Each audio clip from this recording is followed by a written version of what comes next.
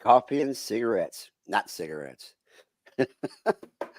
Okay, guys, welcome. It is Sunday, not just any Sunday, but it's the Sunday where we're back after a week of trying to normalize ourselves because our brains seem to be exploding over all the bizarre things that have been happening in the federal government over the last week or so. So we're going to try to focus for just a moment on not how crazy it is, but how great it would be if we could fix it. And one way to fix it is something that's going to happen on April Fool's Day. Now, what is April Fool's Day? It is the day that our governor decided to go ahead and put through two special elections. And we have a nominee from one of those elections here today on the rotation. Let's get into it.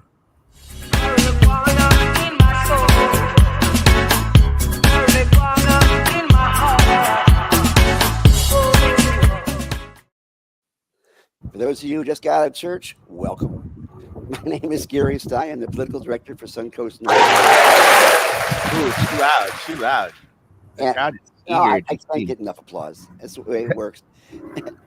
And, of course, our master of public health. And to my lower left, we have our deputy director and master of business administration, Carlos Jose Angel Hermida. Thank you, everybody. Thank you. And right above him, our executive director, coming to us from above the Beltway, where he hits him below the Beltway, Christopher Cano. Thank you very much. How is the weather today over in D.C.? Is it getting a little bit better over there? Yes, it's starting to look like springtime. Just waiting for the cherry blossoms to hit. Oh, what goes better with the springtime than a Cold War, right? It seems like we're getting ready to start one. But we need to fix things, and we have a problem with I guess our legislature kind of bowing to the executive branch and kind of giving them all their power, and we're trying to fix that by making certain that things get a little bit more equal. Well, Gary. Well, one thing that I think folks need to realize is what happened in the past week beyond the headlines, right? You know, everybody's focused on the executive branch. Everybody's focused on Musk firing the federal bureaucracy and the people who regulate his companies. Everybody's focused on Trump, essentially realigning the United States with its longest adversary, Russia. But the fact is that the Congress, led by the Republican Party, by a party line vote, 217 to 215, passed a bill which will continue those Trump tax breaks from 2017 for billionaires. And they're trying to validate it by saying, oh, well, after we pay for the $4 trillion in tax cuts, if there's any money left over in the bill that we just passed, we won't tax overtime or tips. But they probably will only have about 10 grand left over once they pay for the billionaires' tax cuts. So that means that there's no way that they can apply $10,000 worth of tax cuts to 100 million working class Americans. You should put that money aside for Marco Rubio for when he loses his job, so he can have some money to rebuild his house. Well, the fucked up part is where they found the money to cut that, and it's by delivering over $800 billion in cuts to Medicare and Medicaid programs, to cutting out food stamps, to affecting programs that hurt working peoples. And so, 2 votes was the difference in all of it. And Florida has 2 special elections coming up. So if you don't want to see this happen, if you don't want to see the shit show continue, then the voters of Florida have the opportunity. The one key thing is Monday is the voter registration deadline. So if you're watching the show today or you're watching the replay later today, make sure the first thing you do on Monday is go get registered to vote and update your voter registration. Now, has anybody's registrations dropped off since the last election, or should they still have them in place? Understand that a couple things. Ron DeSantis signed a bill a couple years back that you have to re-up your vote by mail. So if you're expecting a ballot in the mail for the special election in those districts, there's a possibility that you probably won't get it. You need to double check with your local supervisor of elections. And people have been purged from the voter rolls for being inactive voters. If you skipped an election here or there. So you need to make sure that your voter registration is up to date, it is active. You can do that by visiting your local supervisor's election website, or going down there and updating your voter registration in person. I do want to make a quick disclaimer at the very beginning of this. A lot of people are constantly saying that we are basically shilling for the Democratic Party here, and that's not really the case. We are an independent organization as a 501c4. And yeah, I'm an independent, but I'm left leaning. And Chris and Carlos, they vote however they want to at the time, but none of us are necessarily dedicatedly working for the Democratic Party. But we do notice there's a difference between one side and the other, and we will support the ones who we believe are supporting the people of the state of Florida and our particular platform, of course, which of course is legalization and access of medical cannabis to those people who need it. So let's, in that vein, we do have here not the Democratic nominee for the position that was vacated by Walt, currently the National Secretary of Defense, right? Whatever. What was that, Gary? I think you. What did Waltz become now? He's the security advisor, national security advisor. National Security Advisor. He left the position, and one of the few candidates I think that was actually qualified to go actually get into the candidate for the position he was into, and now he's over there, leaving Florida's 6th district empty and in need of a candidate. And two of them stepped in on the Republican side. We have Randy Fine, who was a state representative for many years and became a senator not too long ago. And now he's going for Congress. He's trying to up his game. I have not been a fan of Senator Fine. His wife's not even a fan of him. Now, generally, I say, look, if you're Jewish, I can at least give you a half a pass. I can't give Senator half a pass. In that, I found a clip from 2017 when we were first testifying against the first implementation bill of Amendment 2 when they were totally stirring things up. And I went ahead and came there as political director for Suncoast Normal. And at the end of my presentation, I got a question from Senator Fine, actually Representative Fine at that time. Carlos, do you have that?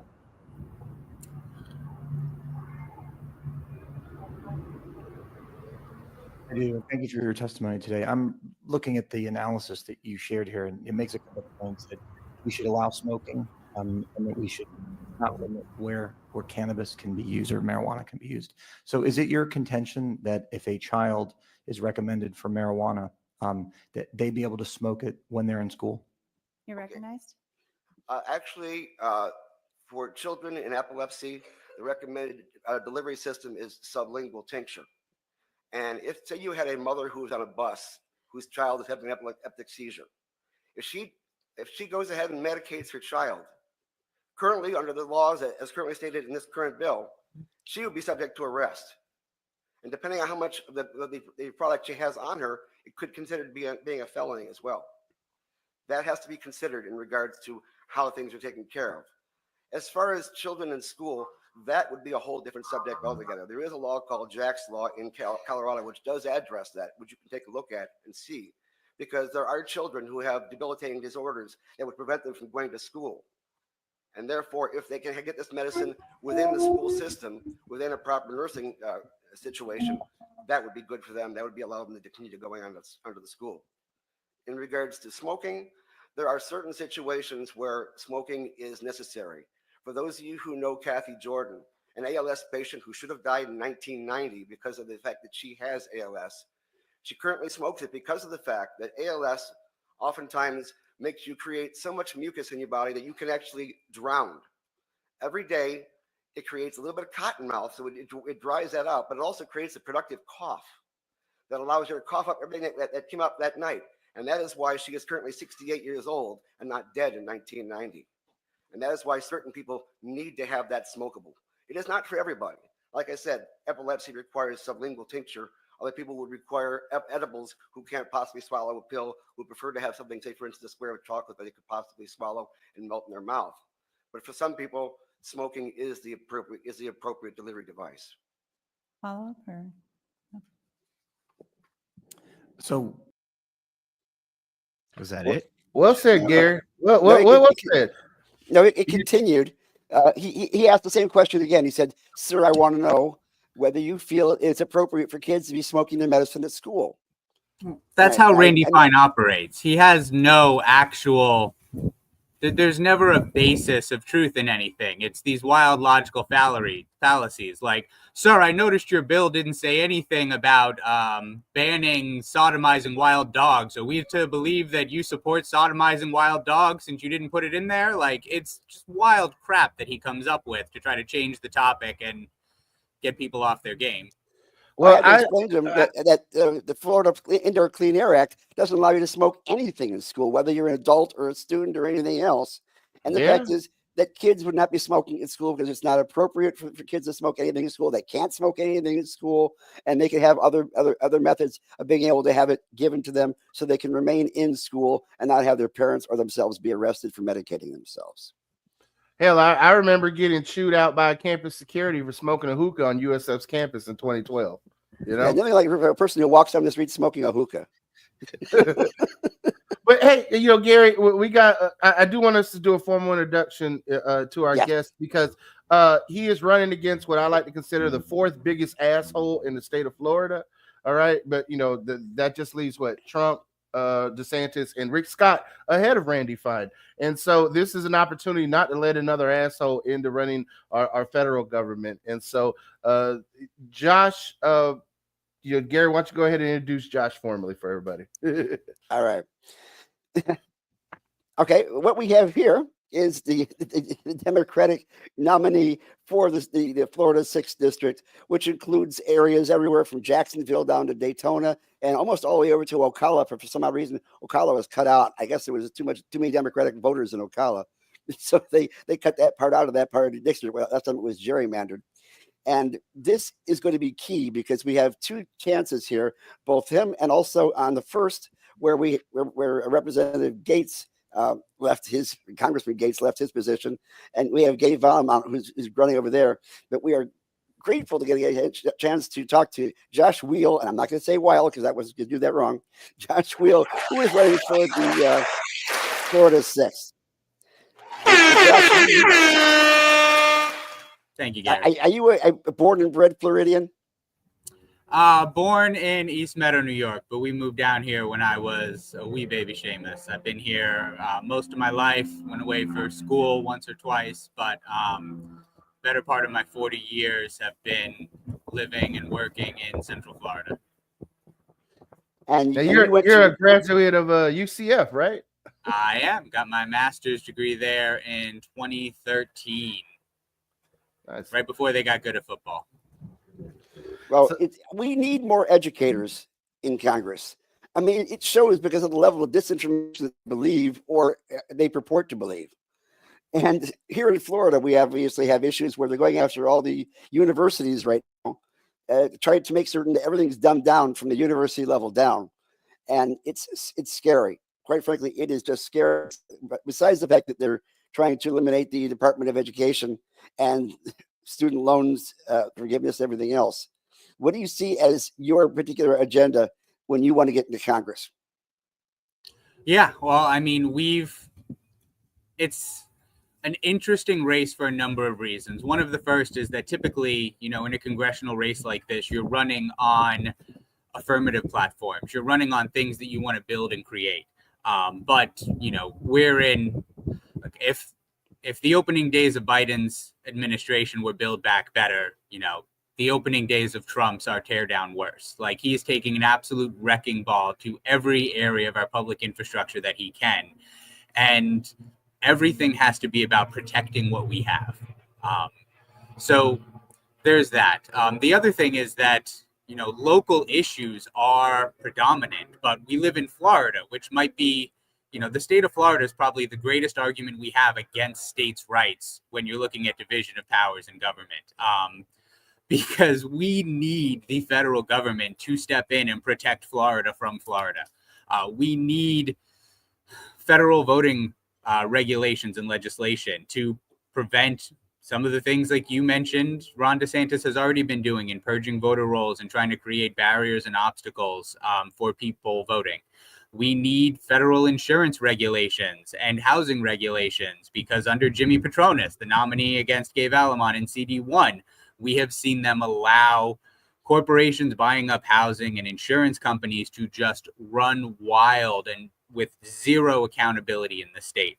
And we need to protect Medicaid. We need to protect Medicare. We need to protect Social Security. We have a lot of senior citizens living in this state on fixed incomes that don't go far enough in the current economy.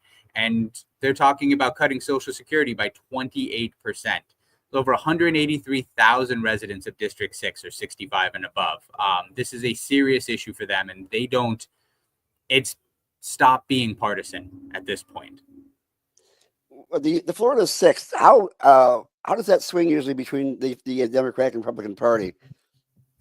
So when you look at the current registration, it's about a 14-point advantage for Republicans in terms of voter registration.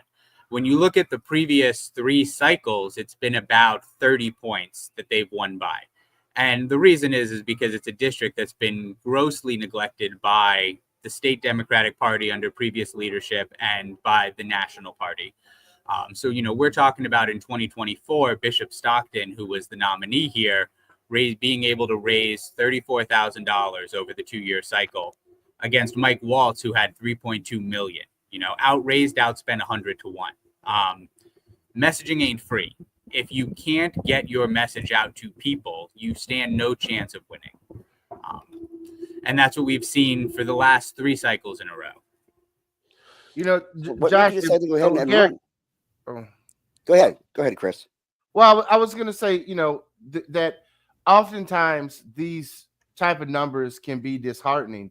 But the fact is that where we are today and what we've seen in the last week from the GOP and leaving behind seniors, sick people, working class folks, I firmly believe that Josh can still, make this happen to shake some out, because as I look at your platform, Josh, there are some key things that you say, I would love to see you make happen. You talk about resetting the economy for the working people of America.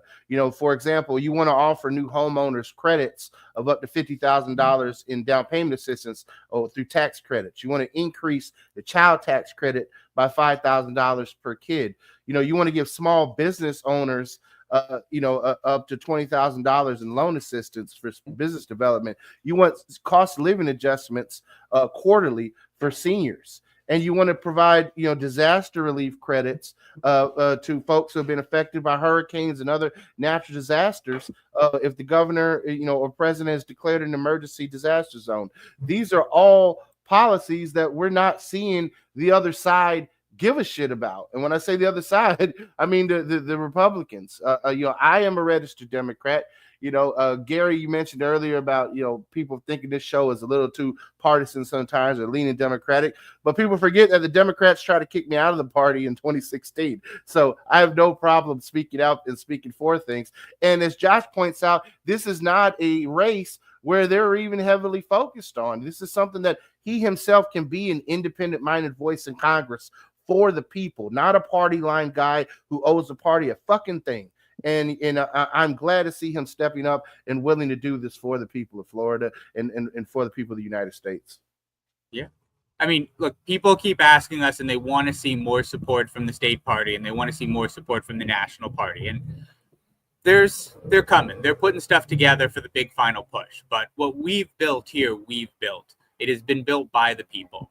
We are as of now, we've raised over $6.5 million, which makes us the largest congressional campaign of either party in the history of the state of Florida.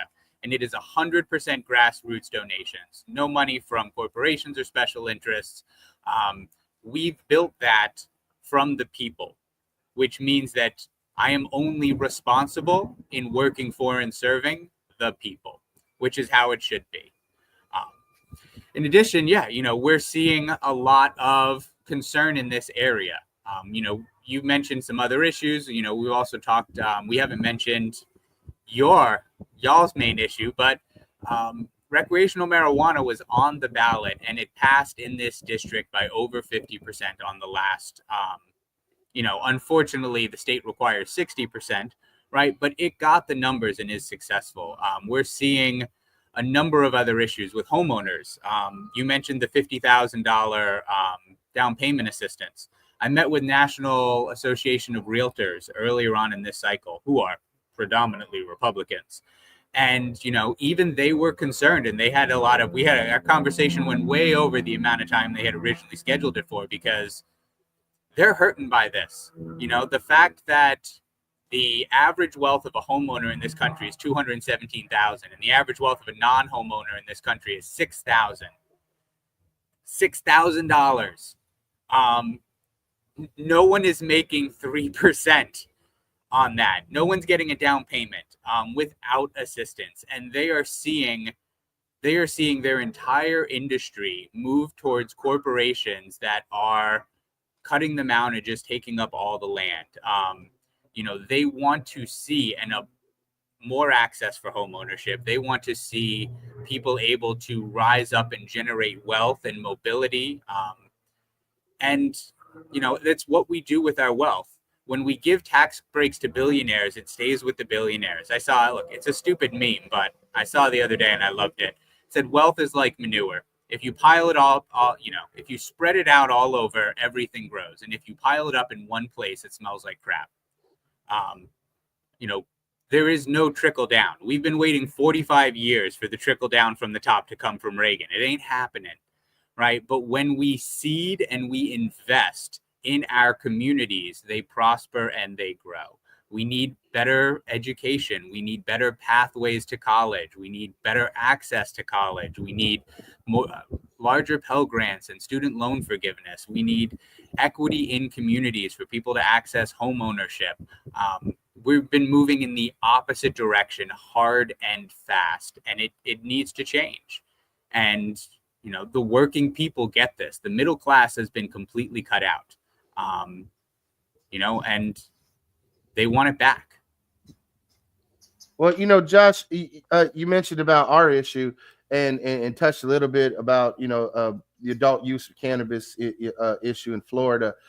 For us, the mission of NORML since its inception, going all the way back to 1970, has been to just stop arresting people for cannabis, number one, and then not make their lives harder, And so there are lots of public policy ideas on how to do that. But that is the end goal of what we like to see. And then once that happens, once you have an adult use market, once you have folks not being arrested, not being fired from jobs, not having their kids taken away, then NORML can transition to being the consumer advocacy, organization it's always wanted to be. But we're still a civil rights organization at our core, because people's civil rights are still trampled upon, and that's where we're at. I mean, in Florida, we have some of the most draconian laws where if you have less than an ounce on you, but 20 grams or more, you'll get a felony charge. If you are even a registered medical marijuana patient, you could still be fired from your job, precluded from a job in the state of Florida. If you're a medical marijuana patient, you can still have that used against you in a custody hearing or possibly have a CPS investigation. There are so many things, that are issues. If you go to a pain management doctor and he finds out you have a medical marijuana prescription, recommendation, he can cut off your pain management prescription cold turkey on you. There are so many levels of discrimination. You can be kicked off an organ transplant list if you choose to utilize medical marijuana as a treatment method to help you with things like liver failure or to help you with chronic pain. Gary's video touched on Kathy's multi-decade struggle with ALS, God rest her soul. And so there are so many issues that affect that. And it all boils down a lot of ways to cannabis still being a Schedule I substance, and every presidential administration pointing to Congress as having to take action. So, so the question is, number one, do you believe that cannabis should be a Schedule I drug? And number two, once you're in Congress, will you support descheduling it? Absolutely. Absolutely to the latter. There's a lot of things here because, these areas overlap with, we're talking about where marijuana overlaps with criminal justice and where it overlaps with labor and employment.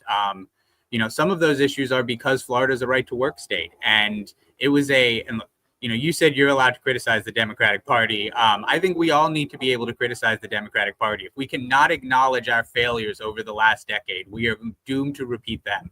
And we cannot afford to repeat them any further. It was a major failure on our party's part to not codify and put into place federal abortion rights and access to women's and maternal health care when we had the House, the Senate, and the presidency in the first 2 years of Joe Biden. It was a major failure for us to not pass the PRO Act and end right-to-work states like Florida, which is a big reason of what allows employers to discriminate against that, despite, legal medical marijuana usage in the state. I personally, and it's wild to say this, but one of the few areas where we've seen improvement in Florida under DeSantis is in the ability that we've been able to break up the for-profit prison pipeline. And 100% of that credit goes to our former agricultural commissioner and current state party chair, Nikki Fried. By being able to get in 2018, we saw 8 years of a vicious, horrible cycle of Rick Scott as governor, Pam Bondi as attorney general, and Adam Putnam as ag commissioner, who Rick Scott was selling for-profit prisons. And then it was Pam Bondi's job to make sure that borderline carceral offenses, primarily marijuana, were charged with the harshest sentencing to fill up those for-profit prisons so they could sell another one. And when medical marijuana got legalized in the state during that time, it became Adam Putnam's job to write the restrictions so tight that there could be no dispensaries or access to medical marijuana, despite the fact that more than 60% of the population voted and supported to make it law. And it wasn't until we got Nikki Fried through in 2018 that she was able to break that cycle, which has drastically helped with our over-incarceration, particularly of people of color in the state for marijuana-related offenses. Yeah. We got a long ways to go. I mean, you hit it on the head, right? You touched on a little bit about Pam Bondi, who's now the Attorney General of the United States. But between the time of being Attorney General of the United States and having been Attorney General for Florida, she was the private prison industry's lobbyist. Like, she literally was the person going around and dropping checks in her former colleagues' laps for. They don't even hide it or pretend anymore. No, and so now we're in a situation to where we have an administration that wants to do mass deportations and such. And one of the interesting transitions, mass deportations of American citizens. Yes. And so that's the wild part, is that these private prisons are also the ones that run the immigration detention centers. So, if we can't fill them up Gary, your signal is so messed up, we can't even see your video right now, brother. If you want to disconnect or reconnect, that way you don't sound like a transformer. But just to finish the thought, I think it's important to really see the transition of when they realize they can't lock up potheads anymore. They switch business models to locking up and supporting the detention of immigrants, and they're not like, We've had people who have been in prisons on the show. We've had Tommy Chong, who was in a federal prison, and he even told us, federal prisons are nice. They have rules and they have to treat you like a human. And then we've had people who've been in state prison on this show, and they're like, in Florida in the summertime, it's 100 degrees and they don't even have air conditioning. And I think I've seen such responses as, oh, well, people could suffer. We in this country have been brainwashed to dehumanize people who break the law. And then we realize that not every law is just, especially when it comes to this issue around cannabis. Folks realize that not every issue is just, that being thrown in a cage for utilizing a plant that was put on this earth to help people is really just sad. And me and Gary are political heads, but Carlos, you're a small business owner. You're really non-political in a lot of ways, but you've been affected by politics with your business. We touched on before the show, your own parents' story of political struggles in Cuba and coming here. And I just wanted to see what your thoughts were for Josh as to the current state of the affairs and his monumental task of winning the campaign in Florida. I mean, I've got a very how do you say it? Very alternative small business. I sell hemp and mushrooms. Eclectic. Eclectic. There you go. But I really feel like, oh my God, we got Florida boys here now. I really feel that it's important to get the Republicans out of office at this point. I mean, I don't understand it. I see time and time again with other cannabis activists where they feel like the Republican Party has not always been the party of oppression or prohibition, or you know what I mean? Like it seems like they're really kind of trying to grab for something there. And we need to have a majority in Congress in order to make sure that there's something there fighting back against these Republicans. People don't realize how much this affects our society and how much it affects progressive thought. There is a reason why 2 years into the Biden administration, right, there was this explosion about mushrooms.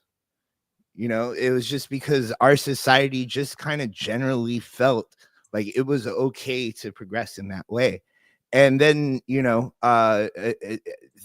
a reason now why, all these psychedelic accounts have been banned off of Instagram. You know what I mean? And, just generally our society just regresses when we have this Republican thought. And we need to get that majority in there. We need to. I mean, if not, we're going to continue to regress. I don't know that answered your question. I was doing some back-end stuff. It's not just about the majority. Like, a lot of people look at it on the surface level and they think, great, Mike Johnson will be out, right? We get this by one seat and Hakeem Jeffries can be the first Black speaker. It's a big moment. But it's not even about that. It's about having chairmanship and majority on every single committee in Congress. Right? Because right now, what is allowing Elon Musk to just run rampant without any elected or congressional authority and just go in and take people's private information, freeze funding, fire federal employees, is the fact that the House Oversight Committee, who would be the one stepping in and charging him, has a Republican majority and a Republican chair, because whatever the party of the speaker is, whatever the majority party in the House is, that's who gets chairmanship. And there is no teeth on any accountability until we get that back. We get chairmanship back over Ways and Means. We get chairmanship back over education and housing. We get chairmanship back over oversight. And that is where the teeth come back in holding this administration accountable. Yeah, and I want people to also understand something very clear about that. You talked about oversight. This DOGE, this Department of Government Efficiency, doesn't exist. It's a fugazi. It's not an actual agency. It never got a line item by Congress to be funded. What they did was they took the United States Digital Service, they rebranded it, just like the KKK got a rebrand as the alt-right. All right. And they decided to have Musk step in. He's not even an official head of the United States Digital Service because he can't pass a fucking security background check because he has citizenship in 3 different countries and he does business with Putin. So, this guy was in a cabinet meeting the other day wearing jeans and a hat. And then, you see pundits and conservatives and people talking shit about Zelensky not wearing a suit in the White House this week, and Musk don't even wear a fucking suit in the White House. So you have all of this bait and switch, this Wizard of Oz bullshit going on where it's like, oh, we care about the American people. We care about how your tax dollars are spent. But the truth is that the folks in power right now only care about their billionaire donors getting the tax breaks they get so they can continue to get $1 million campaign checks. And Josh, as you pointed out earlier, that is not you. You are raising money from grassroots folks. You're not taking this PAC money from these billionaires. And I think that is something that folks need to put in perspective, because what we're seeing in the town halls right now are Republicans, veterans, and senior citizens speaking out against Musk, against the firing of federal workers. And it never made sense to me of how we make the economy great again by firing people with middle-class jobs and having them collect unemployment. Like somehow that's supposed to stimulate economic success. And I just wanted to throw the ball into your court to comment on the recent economic moves that we've seen from Congress and the administration by allowing this to happen. Yeah. Well, look, people voted for change because they were hurting in their bank accounts. They were hurting in their wallets, right? They voted for change because the cost of groceries and the cost of housing have gotten too high and they were struggling paycheck to paycheck. So they asked for economic relief and they got the Gulf of America. There has been dissatisfaction from day one, and the threats are getting more urgent and more severe for more people. And we're seeing it now. They cut, I keep bringing up, and I got to look up this guy's name because I keep forgetting it, but there's a representative from Congress who cracks me up because, they made the cuts to USAID because they're like, we're giving all this money away. Like, we're flying over and opening the payloads and cash is like falling down on, Africa. Like USAID, we're sending over agricultural goods. USAID was the solution. Before USAID, it was high fructose corn syrup. Like, we don't want to shut down these American farms. So what are we going to do with all this corn? And, now we've realized that we can continue to subsidize and maintain our American agricultural production, which we need, by sending the extras off to other countries. That's what USAID does. So they froze all that. And this representative from Kansas is up feigning outrage. Like, well, we knew that they were gonna cut funding for farms, but we didn't know it was gonna be here in Kansas. Like there's no farms in Brooklyn, buddy. Like there's no farms in blue counties. Who'd you think was gonna get impacted? They're feeling the heat. And one of my favorite things about the way Randy Fine is running this race is that he's not running this race. He's doing absolutely nothing. He doesn't show up in district. He pushed for 3 extra special legislative sessions in the state Senate so that way he could have an excuse to spend 6 weeks prior to the main legislative session in Tallahassee and not have to come here and talk to voters. He sent out one mailer, and it's a big picture of Trump and a teeny tiny picture of Randy Fine. And his entire platform is Trump supports me. And that is everything we want, because when I win on April 1st and when we take back this seat, there are no other variables. There's no other reasons why. He ran on one thing, Trump's endorsement. And when that can't win a seat that just went R32 4 months earlier, no Republican in the country is safe. They all have to start being accountable to their constituents, because no seat is safe in 2026. And that's exactly where we need to be. If we can get there. I mean, that's the important thing. We have 2 years to get through this. And we need to make it, with these special elections especially, we need to rock the boat now. In regards to Senator Fine, I was just looking at the bills that he has filed this last session. Includes one which makes it collective bargaining for public employees harder to do. And another one that removes the waiver for out-of-state students to be able to get access to the lower cost of tuition here in the state of Florida. Like, we don't need out-of-state students, right? I mean, that doesn't make any sense. I mean, also, what he really means is people of color. Like, what he really means is people of color. Just say what you mean. Exactly right. And of course, my favorite one is to remove the prohibition of people under the age of 21 to buy firearms, because kids are so intelligent when it comes to using cannabis. And he wants open carry on schools, because the solution to our problems is more guns on schools. Right? As someone who is in school leadership at a Title I school, as someone who is on the threat response team, when we go code red, which we do, Jesus Christ, far more often than we should, right? Once a month, we're in some sort of code or lockdown. You know, everyone else has to turn the lights off, hide under the desk, stay in place. And I'm one of the 4 to 6 people that has to wander around and try to take care of the problem while everyone else is frozen. The last thing we need is more guns or the ability to have guns on campus. Anything that looks, acts, smells, sounds like a gun needs to be visible from a mile away to prevent concealment or threats to students on campus. It is the dumbest and most horrifying legislature. I mean, don't forget, a Republican supermajority passed the additional gun control measures after the Parkland tragedy in 2018. Democrats didn't do that. He's trying to overturn and weaken Republican firearm legislation.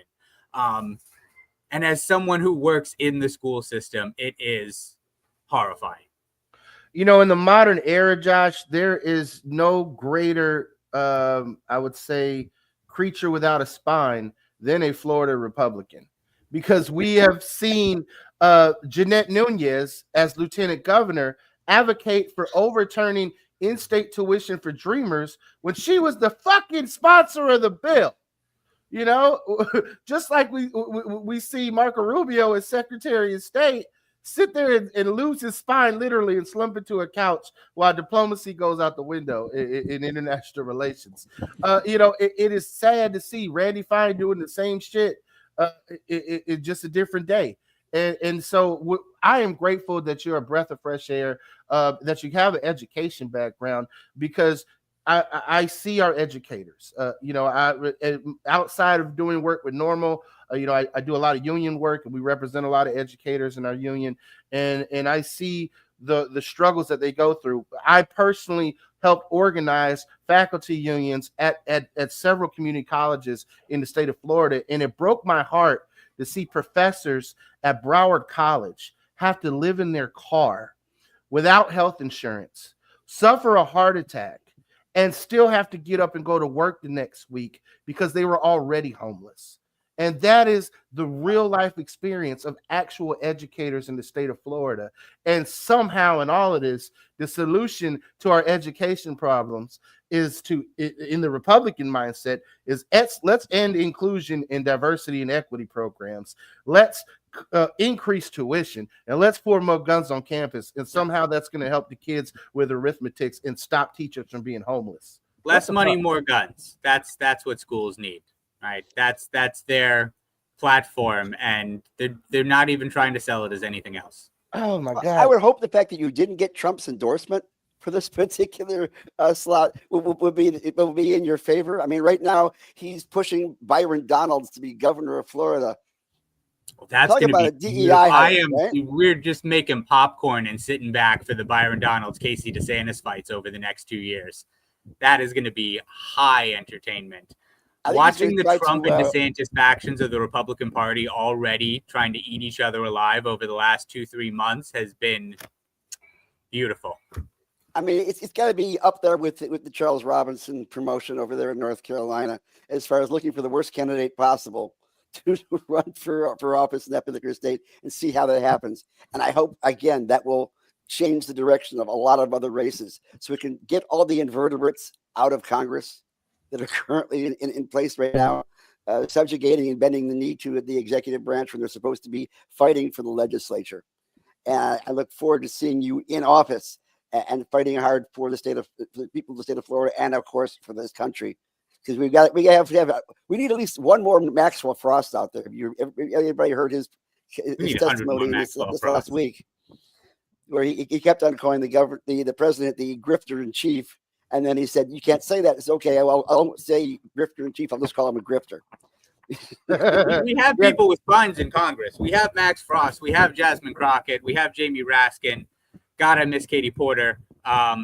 You know, but there's 215 of them who've been elected. There should be 215 of them who are out there, vocal, you know, preaching the message and drawing the line in terms of, you know, what the president what powers he cannot presume or take, because he's put us in a legitimate constitutional crisis now, and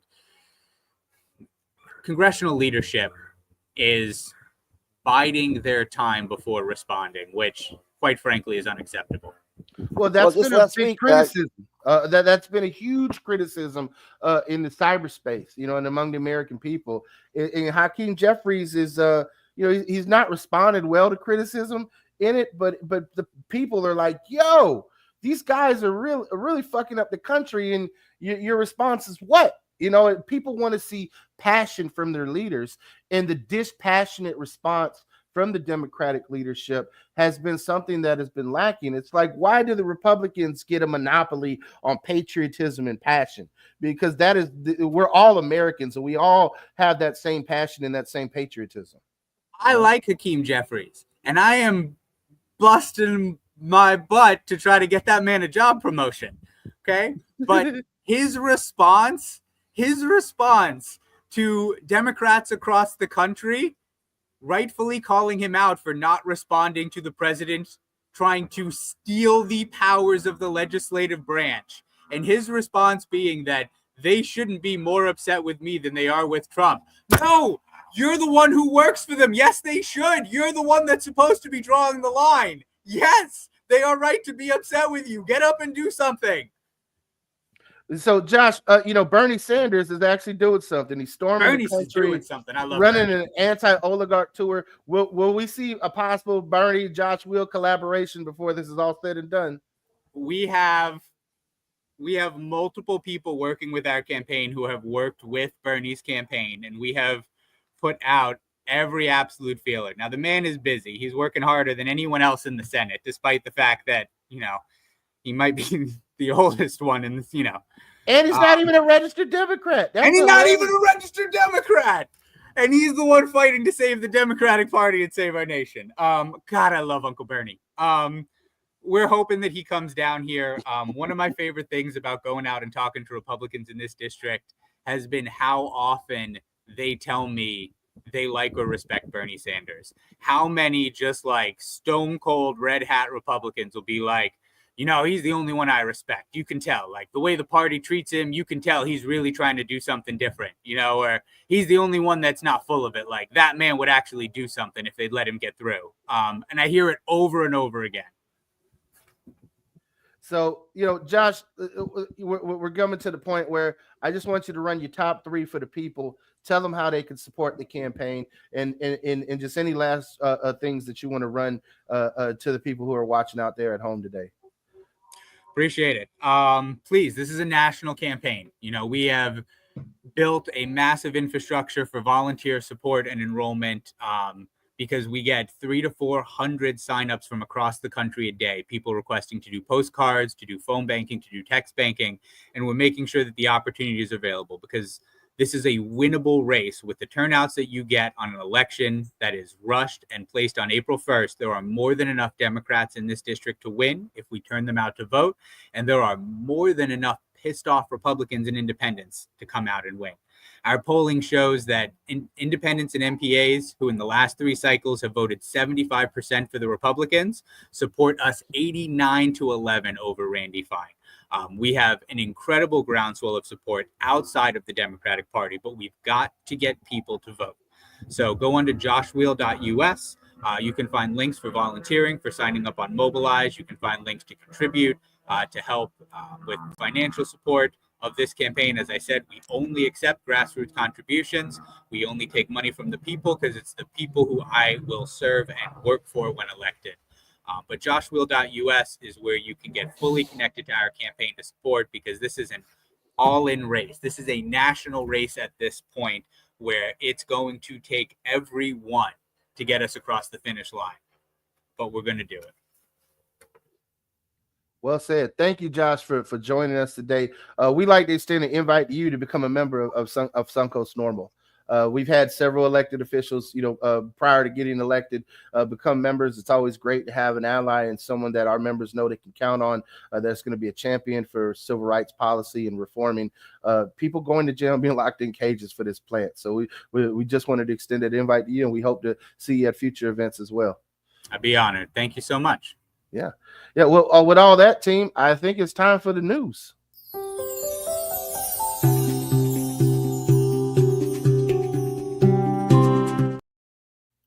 So looking at the top of the news hour, number 1, I want to highlight an action alert going down in Florida. For those of you who have been waiting and wondering, what are we doing this legislative session? How are we going to make things happen? All right. On number one, right now, legislation is now pending. Our good friend Carlos Guillermo Smith has filed a bill, Senate Bill 1390, that would establish a framework that's going to oversee the cultivation, processing, and retail distribution of cannabis to individuals 21 and older. It's going to address the issues of home grow that people have wanted to see, including allowing for co-ops. And never in modern history has there existed greater public support for repealing the nation's nearly century-long failed experiment in marijuana prohibition. According to a recent statewide poll conducted by the University of North Florida, 67% of voters support recreational or the adult use of marijuana.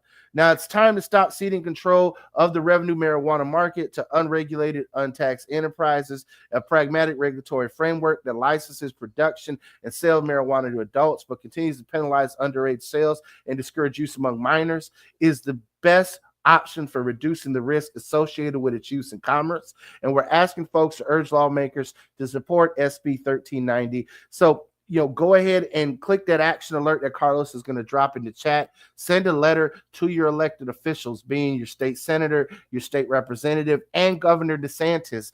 Ask them to move this along, push this along. There are also several other action alerts in Florida. If you get our email blast, you've seen them in there.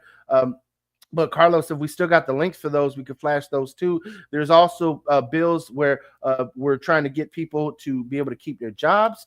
That is the Employment Protection Bill and Action Alert. And so, this is House Bill 83, Senate Bill 142. Gary and I have been working for 5 years to get this bill to happen. And it prohibits public employers from taking adverse personnel action against employees or job applicants for their use of medical marijuana.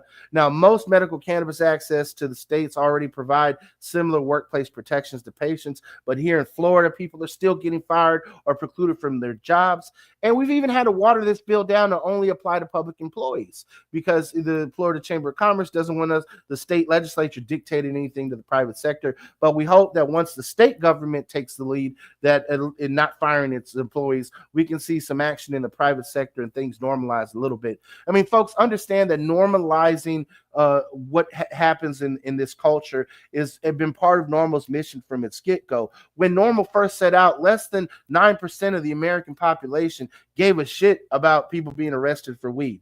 And now we see that over 70% of the American population is like, yeah, that's a bad idea, throwing people in cages, giving them a criminal record. So this is something that we're going to continue to push for. People shouldn't be fired from their jobs, especially if they're legal patients and they're legally doing everything that they've been asked to do to make that happen. There's also some other action alerts. You can go to normal.org, take action section of the webpage and see all the action alerts pending for every state. Maybe you have friends and family that live in other states, but in Florida, we got several action alerts. Another one is to strengthen parental rights for medical cannabis patients. People shouldn't be losing their kids. They shouldn't be triggered to have an investigation. And that is Senate Bill 146, which will prohibit the courts from denying or restricting certain parental rights based solely on a parent's status as a qualified medical marijuana patient. And it prohibits state officials from accusing parents of child endangerment based solely on the fact that you have a medical marijuana card. And that's important. That is a civil rights issue that we need to make sure is addressed. Now, there's also other bills that will expand patients' access to medical cannabis. Senate Bill 552 expands the pool of patients who can access medical cannabis. This allows also to permit out-of-state patients from accessing dispensaries. So if you have a card from another state, you'll be able to come on vacation to Florida. Traveling across state lines with weed, even if it's between two legal states, is still a violation of federal law. So you really legally have to stay within your state and abide your state laws to do that. So if you're coming from Cali to Florida on vacation, if you get stopped at the airport, if you get popped at Disney World, you can still get into some deep trouble. You can still get arrested. Now, this also will reduce the fees that patients have to pay to register with the cannabis program. And it allows military veterans to have their fees for a medical marijuana card waived altogether. So this is really a package of bills that Gary has been working on for the past several years, finally put into one bill and actually championed by his people in leadership in the Florida Republican Party and the Florida legislature that can hopefully move things along. So there's some great opportunities with what's going on in the state of Florida. And I think it's important that folks go ahead and take action and they do what they need to do to make this happen. Now, usually we talk a lot about what's going on with other states and other studies and such. One of the things that has been really just amazing is that so many voters have turned out in the past couple of years to adopt adult use in their states, to at the local level to adopt decriminalization measures. And thank goodness for the courts, and thank goodness for legislators putting 10 toes down and standing on business, because in Ohio, they recently have advanced laws to try and repeal and rescind the adult use legislation and make the system much more difficult. The Republicans got a super majority in Ohio Senate, and they went ahead and tried to rescind several provisions, including reducing the number of plant counts for home cultivation. They set an arbitrary cap and closing off the system of how many people or retailers are allowed statewide. They put potency restrictions on cannabis products. They've allotted and overtaxed it. And so they're also banning and possessing marijuana that is purchased in other states and brought over state lines, which is already illegal. But, the fact is that this is why elections matter. The voters said one thing, then lawmakers in the Republican Party got a super majority and decided we're not going to do that. We're going to rescind the will of the voters. Now, that's what's moving in Ohio. In South Dakota, the same thing happened, and the lawmakers narrowly rejected it. They rejected the efforts to repeal the voter-approved medical cannabis access amendment that folks adopted in the House of Representatives. Most recently, it was 70% of voters in 2020 approved the medical marijuana law in South Dakota, and Republicans in South Dakota, House members on their Health and Human Services Committee, try to advance and repeal the state-approved medical cannabis program.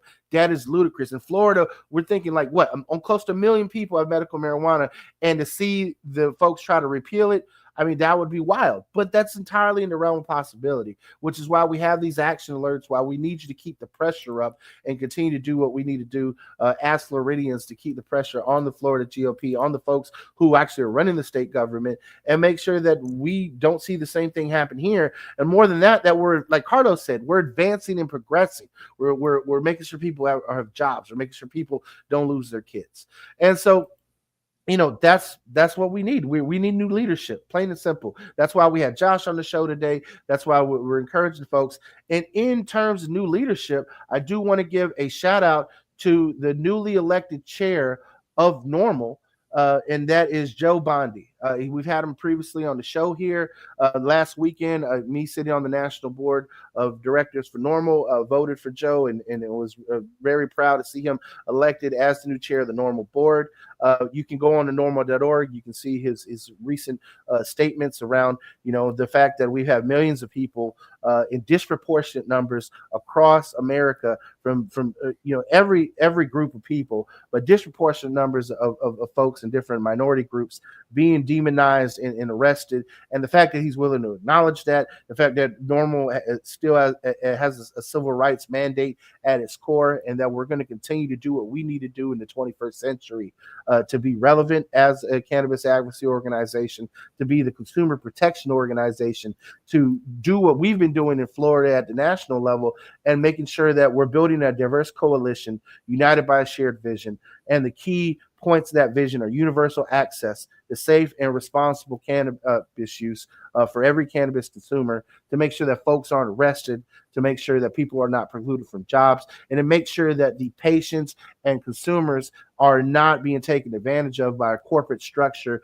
that has been corrupt and produces subpar products for an overpriced amount, and that we're also not taxed back into legacy markets. Now, look, for folks who have come up through the legacy market and do things right, We want you to be able to transition, if you want to, into legitimate markets. That's always been a dream for folks. And Carlos, that still remains something that you'd like to see. You know, we want to see hemp owners get first crack at retail establishment in Florida. We want folks to do things the right way. We want to know that your cannabis has been tested and that the testing sites and the testing labs haven't been bought off but by big weed.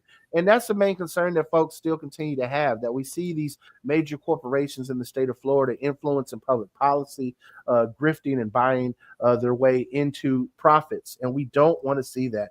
We want to make sure that folks have safe access, that you're using responsibly, that when you get high, you sit down on the couch, you medicate, and that you're not getting behind the wheel, that you're not having to worry about, going shopping. I mean, hell, I'm so glad that we actually live in the future in the 21st century, because this is the one time in history where you can smoke a joint, sit on the couch, have your groceries delivered to you, have a bottle of liquor delivered to you if you so wish it, and watch whatever movie you want, whether it's from the golden age of cinema or whether it's binge watching your favorite newest show in the 2020s. But the fact is that you have the opportunity now to have all the tools available to you. And in this fight, it's not like it used to be in the old days. You can be a keyboard warrior. You can send letters to your members of Congress. You can click those action alerts. You don't even have to break out pen and paper anymore. Norwood's made it so easy that with one click, it will auto-generate that letter to your legislator. You press send, and it's that simple. You take 10 seconds out of your day to contact your lawmakers and continue to put on the pressure. But we cannot win this fight without you. We need you, the consumers. We need you, the folks who are involved in this, whether you're in the legacy market, whether you're in the hemp market, whether you're someone who enjoys cannabis. Hell, whether you're doing this for a family member who might be sick. We are only as strong as our membership. So become a member of Suncoast NORML today. You go ahead to our website, sign up. You can get a 1-year membership, which comes with some amazing benefits. Those benefits being you get your membership lapel pin, your membership card. Okay, you get a discount with our business network, which includes Carlos's businesses, the Chillum hemp and mushroom dispensaries. And then, you also get access to the free webinars through medical marijuana awareness webinars. You can get exclusive access to certain doctor recommendations through marijuanadoctor.com on our website. But the biggest benefit of being a member of Suncoast NORML, outside of supporting our public policy efforts, is the free access to our events. And we have some amazing events coming up. This week, we're going to be in Tallahassee with Lobby Days, joining our partners at the Florida Cannabis Action Network. If you're interested in that, you can go onto our website, check out our Lobby Days information. And then, of course, the biggest fundraiser of the year and the most exclusive event that when it comes to Suncoast NORML, that is synonymous with what we do. The best blunt in the Bay rolling competition is April 12th. That's right. It's going to be at the Dignitary Cafe in South Tampa. If you went to our Halloween party, you saw that Dignitary is an awesome spot. You can see our champion from last year and one of our judges on the flyers. If you got what it takes to be the best in the Bay, then come out and join us. Sign up on the website. We have both individual and team competitions. If you can get together a team of 4 folks and sign up, it's actually cheaper. You get a discount. Everybody who's in the team events also gets to automatically be entered for individual competition. So get 4 friends together, enter as a team, and you're all also be competing as individuals for the individual belt. But I think the team belts are going to be exciting. The individual belts are going to be exciting, and you'll be able to walk around Tampa Bay with your best blunt in the Bay rolling competition belt. Yes. I got a question. Yes, Carlos. What does this long burn mean? And what's hitch up? All right. So let's run down the events. I'm glad you asked that question. Sweet. When it comes to the best blunt in the Bay rolling competition, right? We have individual events and we have team events. Very similar to the way the Olympics have been structured. You're going to see a composite score at the end of every event. Okay, Carlos, if you want to flash the event guide again, and we can go through them individually. Number 1, when it comes to the individual events, the first round that you're going to be scored upon is endurance, right? So you're going to have to roll a blunt for every single judge. All right. The next event is going to be speed. and it's going to be how quick you can roll the blunt. And then the last event is going to be a freestyle event where you were looking for creativity. We're looking for thinking outside of the box, and we want to see who can roll essentially the best blunt. Now, the team competitions are very similar. The first event in the team competition is the relay roll, where you roll one, your next teammate rolls one. So every judge, much in the same way the endurance event, is going to get a blunt. Every judge should get a blunt from your team, and everybody's going to have to relay that. Okay, and so you'll be judged on both time, and then points will be deducted for style and such. Now, the team event is going to be the long burn. All right, who can actually not roll the fastest joint, but which team can roll joints that burn the longest, right? If you roll it tight enough, if you roll it too loose, and a blunt can have different burn times, but we're looking to see which team can put out the best blunt. So we're going to let folks figure out that which of those entries are going to burn the longest. And then the last event is much in the same way the freestyle for the individuals is the hitch up, in that as a team, and those of you who remember being in 7th grade, you got to do a group project. This is a group project. The hitch up is everybody in the team is going to have to touch the blunt in some way, shape, or form as part of the roll up. And we're going to go into much more details at the competition. But the fact is that these are the 3 events in which folks are going to get scores on. The 2 teams and the 2 competitors with the highest composite scores over those 3 events will then advance to the championship round. And then we're going to have folks go head-to-head, the top 2 competitors and the top 2 teams. And then after that, after the championship, we will have crowned the best in the Bay. And I am excited to see folks come out Saturday, April 12th. Go to our website, sign up. Again, if you got 2 folks right now on your team, recruit 2 more friends. Enter in for a team of 4. It's only $100 for a team of 4, or you can, as an individual, can enter on our website. We have a limited amount of judge tickets. Understand, as a judge, you get to smoke it. We already have one of our judges there on the flyer, Katrina Pink, out there. Shout out to Katrina. So join Katrina and some of our other guest judges out there who are going to be a part of this. But we have a limited amount of judge passes available. Once those are sold out, those are sold out. But we're willing to take as many competitors who want to enter as possible. If you have a small business and you want to vend at the event, send us a email at info@suncoastnormal.org, or just reach out to us through the website and sign up to become a vendor. We're still taking sponsors as well. So if you want to be a sponsor of the event, or you still have time to get that in, get your logo, get your business promoted. So we're so excited to have this, and we're excited to have each and every one of you participate. This is the 4th edition of the Best Blunt in the Bay Rolling Competition. I'm so excited that folks have really loved what we've done. We've had, the past several years, we've done it in the backyard at Chillum, and it's been a lot of great success. This year, we're shout out to Ian Beckles, former Tampa Bay Buccaneer, and his Dignitary Cafe for stepping up and hosting. I love the Dignitary as a location because we have both indoor and outdoor spaces. So in the event of inclement weather, we're good. In the event of it's going to be a great day and beautiful outside, folks are going to have the opportunity to both peruse vendors inside and outside and be a part of the competition. And so with that, folks, sign up, become a member of Suncoast Normal today. Members get free admission to the event, so you don't have to worry about paying for general admission if you just want to spectate. If you're a Suncoast Normal member, sign up, of course, and become a part of history and become part of the movement. Gary. Yeah, you did mention, Chris, that we do support small businesses, and that is so important. And I should mention that the Carlos Guillermo Smith's bill, the legalization bill, also has in it a couple of things that, number one, it breaks the verticals.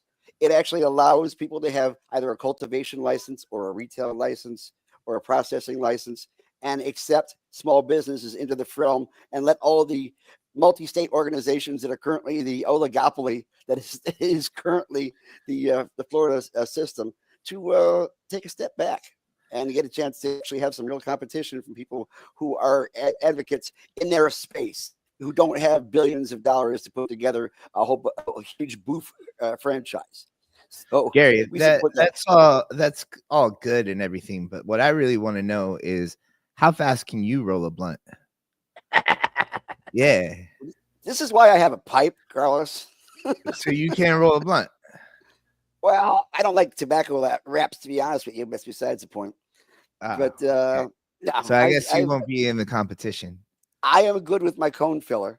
I have no problem with that whatsoever. I roll some pretty damn hard cones, but I don't have to roll them. I can just pack them, which makes it I wonderful don't know. for me. I typically like to make sure that nobody gets upset that the best blunt roller that ever existed joins the competition and blows everybody to shame. I typically referee the event. Hey, I don't know if you guys want me rolling blunts this year. You guys think I should roll blunts this year? Well, no, I I think you can roll a blunt with your tongue. it wouldn't be Is that true? fair, Carlos. We got to have you referee. Wouldn't be fair. I know Katrina's gonna judge, right? Yeah, indeed. I know she's another one of the best rollers in the Bay Area. So I'm glad that she's a judge and rather not in the competition. Otherwise, we'd be handing out the belt to her. What about Landry here? Landry is the defending champion. So if anybody thinks they can take the belt from Landra, she'll be entering the competition, and this will be an opportunity for folks to snatch that belt. We've had the belt change hands every single year. And we actually have some previous champions from past competitions coming back, and they want their belt back. So I'm pretty excited to see how this shakes out. All right. Just getting back to politics for just a second. Hey, come on. We've been talking about politics all this time already. I know, but I got to get this in before the end of the show. There is also a bill that Carlos Guillermo Smith filed that reduces the limit for citizen initiatives back down to 50%, which means so much because we are so far beyond the damn fatal pig crap that happened over a decade ago that raised to 60%. Had it been 50% like most normal states have, we would have had Amendment 3 right now. We would have had the abortion bill put through. We would have had medical marijuana in 2014, and my dad could have got access to it back then rather than passing away in 2017 with no access. And program note, Carlos will be on the show 2 weeks from now to discuss all of his bills that go through. And by the way, that adult use bill also has home grow in it, just so you know. Well, Gary, I don't want us to end just on a political note, but I do want to say this. It'd be kind of cool if that's how we chose our president. Yeah, we got a president right now rather than debating, I want to see the Republican and Democratic candidates for president have a rolling competition live in front of the American people. And then we decide, okay, who rolls a better blunt? That's who we can trust to be the leader of the free world, right? Well, with all due respect to those people who think that our current president is going to legalize cannabis, don't hold your breath. I mean, he's now talking about death penalty for drug trafficking, and that will include people who are in the legacy market, dudes. These essentially victimless crimes where people who've been in jail for 25 years, he wants to up that to the death penalty. Look, in the words of Maya Angelou, when people show you who you are, believe them the first time. And when he put Pam Bondi, the private prison lobbyist, in as Attorney General, then you should believe him when you see that cannabis policy is not going to advance under his administration. Plain and simple. And that's where we're at today. That's why these elections are so important. That's why we had Josh on the show. That's why the midterm elections are going to be so vitally important. And people like to turn out every 4 years because presidential elections are sexy and there's money being spent and there's TV commercials and stuff. But the people who run your government, right? The state legislators, the state senators, the governor have more of a direct effect on your lives. And those seats are up in 2026.